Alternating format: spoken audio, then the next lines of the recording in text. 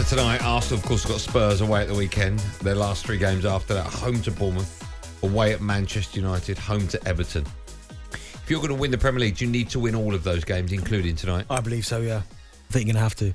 Just looking at the runs, Arsenal have got a few tricky ones. You go... Where are the tricky ones? We've got Chelsea tonight, which is not a gimme. Yeah.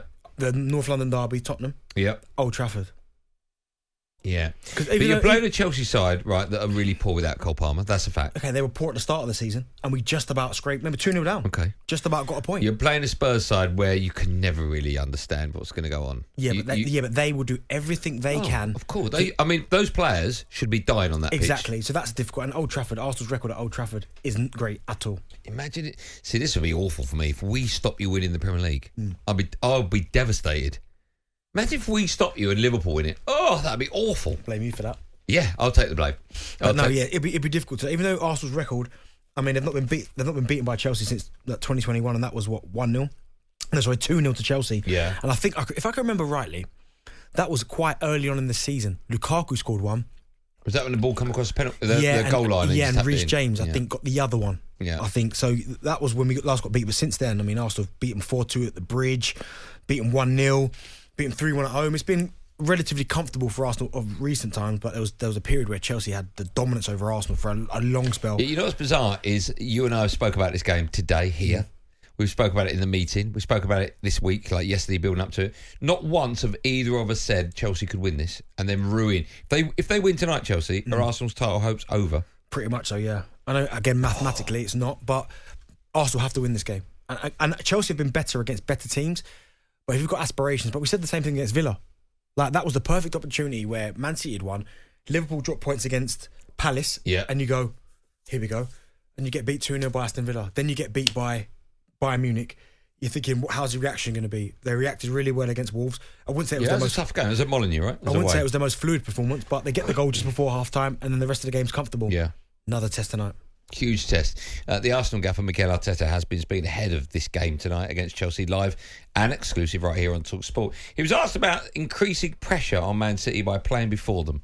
At the end, you're winning your matches, and you bring in the margins smaller and smaller, and that's the only thing that we can do at the moment because it's still not in our hands. And perform really well, try to win the game, and if we do that, yeah, the pressure will increase for sure. I remember we've had this conversation before when Leicester were playing their games, when Spurs were going for the title, when Leicester won it. And we were talking about whether or not Leicester have a massive advantage playing before winning the games. Obviously, you've got to win them. And then that increases the pressure on the chasing pack. In that case, it was Spurs. Do you think you get a big advantage by playing first and winning?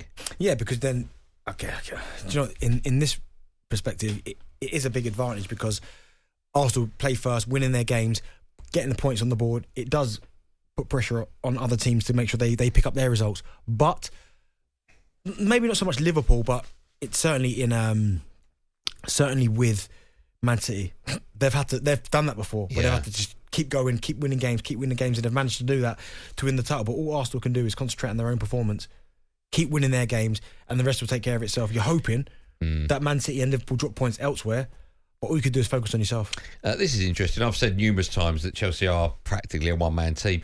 The Chelsea boss, Mikel Pochettino, has also been speaking. He said he's not concerned about Cole Palmer possibly missing out through illness. With and without, always we believe that we can win. The most important is the team. The most important is the collective. Of course, he is an important part of the team. He is doing fantastic for us. But I think that is Chelsea, and of course, plenty of players that can perform and to do the job also. Listen, I think he's got to say that. He's got to hammer home the fact that they're not a one-man team. But what you can't argue with is just how important Cole Palmer is, not just as a player, but as a goal scorer as well. It's scary because you look at their top goal scorers. You've got Cole Palmer out there on 23 goals, 13 assists. I mean, that is just phenomenal. Mm-hmm. The next nearest one's Nicholas Jackson with 13 and 5 assists. 13 what? 13 goals. In all comps? In all comps. Okay. 5 assists. And then you've got Raheem Sterling's got 8 goals in all comps, 8 assists. So he's not even getting a sniff now, Raheem Sterling, is he? Like Cole Palmer is 10 clear of the next goal scorer. Yeah. I mean, he's so important to what they do, and his form has just been... Have you ever been in a team where you've been playing with someone that everyone in that team knows is a little bit better than everyone? Yeah, but kind of. But we all knew that he was good. But Who are you talking about? Luka Modric. Right. But in that same team, you had people like Robbie Keane, Dimitar Berbatov, all good players, Jermaine Genius, all really good players. Okay. But it's only obviously later on when you speak to some of the Spurs players about like the emergence of Bale, when all of a sudden he became the Bale that we know and he was just miles above everyone else. I mean, I speak to Michael Dawson and he said that. I said, what happened? When did it change? And he just came back one pre-season. But I think Villas-Boas, the tactic just turned to wherever he is, just give him the ball. Bale, because he'll win you a game. Yeah. So I think for Cole Palmer right now, he's in that type of form and that team where every single one of his teammates are like, where's Cole Palmer? Give him the ball. And even though you've got your own self-pride and you want to go, well, hold on, I'm a good player as well. When you've got a guy that's doing what he's doing, it's almost like riding the wave. Do you know what I mean? Where you know that you're a good player and you want to contribute to the team, but when you've got a guy that everything he touches turns to gold, you're like, do you know what? Just give him the ball. There'll be a moment tonight when that team sheet is given in. And when the Arsenal boys see that Cole Palmer's name's not on it, if that's the case, there'll be a lift in that Arsenal dressing room. It's big that, when that happens. Of course. Do you know the beach ball goal? Their team sheet that day, there was no Steven Gerrard, I think, and I don't think there was any, maybe Torres. I know there was two. I know Gerrard was one. And when the team sheet came in and we saw there was no Gerrard, I think it was Torres. Okay. It was like a wow. And it lifts you. Of course it does. Them two missing. So here's my question then. What's the opposite effect? So if Cole Palmer's not playing and you see the team sheet, Arsenal see the team sheet and they're like, oh, he's not playing. How does that make Chelsea feel when they realise he's not part of their 11?